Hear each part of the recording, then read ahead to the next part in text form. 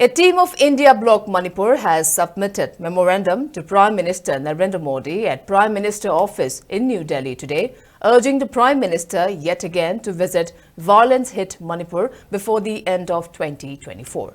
The team also urged Prime Minister Narendra Modi to invite all political parties from Manipur in New Delhi to deliberate on Manipur issue. In the memorandum, which has the signatures of Manipur Pradesh Congress Committee K. Megachandra and convener of 10 political parties of Manipur, Khetrimem Shanta, India Bloc Manipur further informed that direct involvement and proactive engagement by Prime Minister in dealing with people of Manipur can facilitate return of peace and normalcy in the state. Earlier today, the India Bloc team from Manipur were denied permission to hold protests at New Delhi's Jantar Mantar. Expressing dissatisfaction, MPCC President K. Megachandra took to his X account and stressed that the Manipur turmoil has become a national issue.